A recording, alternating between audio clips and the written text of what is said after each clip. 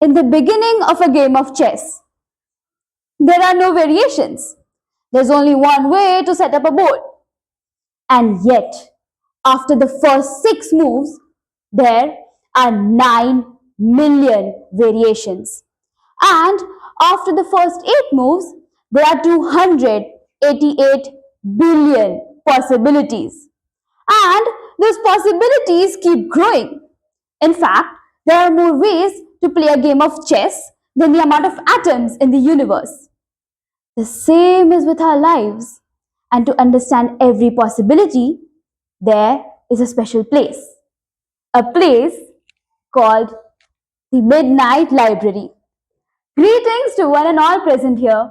I'm Viha, standing before you with poetry in my heart and chaos in my bones. Nothing haunts us like the things we don't say, like the things we wish to do, like the regrets that live in our head rent free. What if I told you you had the golden opportunity to bid goodbye to those regrets, to let them go, to have them leave your mind, to undo them line by line? Well, this opportunity does exist. It exists in a place between life and death, in a place where the shelves go on forever and each book provides a chance to live another life, to see how things would have been if you had made other choices. It exists in a place called the Midnight Library. The genius behind this book is Matt Haig, an English author and journalist.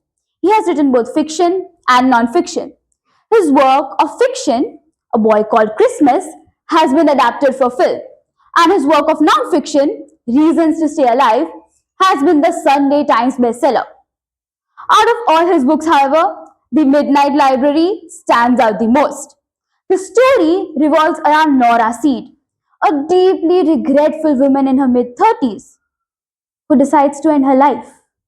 But instead of dying, she finds herself at the Midnight Library, where she is given the extraordinary chance to undo her regrets by sampling these alternate realities.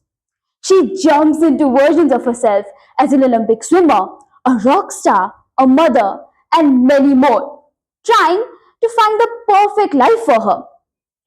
The beauty of this book lies not only in its moral, but also in the way that moral has been brought to life. Matt Haig employs a fast paced prose that makes the complex concept of the multiverse easy to digest.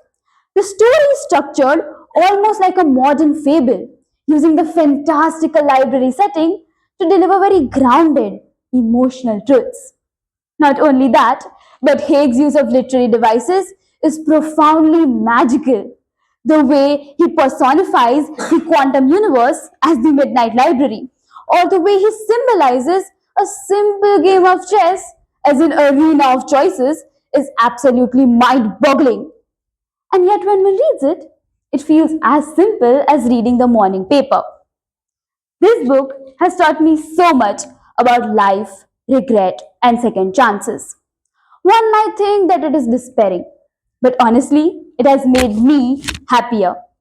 I have understood that there is no such thing as perfect. Everything has fractures and splinters and beauty all at the same time. And that is what makes it true, alive, and not an illusion. The protagonist of this story is the cherry on top. She is compassionately written and bitterly relatable. She is someone who has lost her way in life and but is highly adaptable. When one reads about her, it feels raw. It feels ruthless. It feels it feels real. The Midnight Library is a book worth reading, not only for its story, but also for the way it affects how you look at yours. Trust me when I say, by the end, you will not view life as a roller coaster, but instead as a game of chess, and your each choice a move across the board of life. Thank you.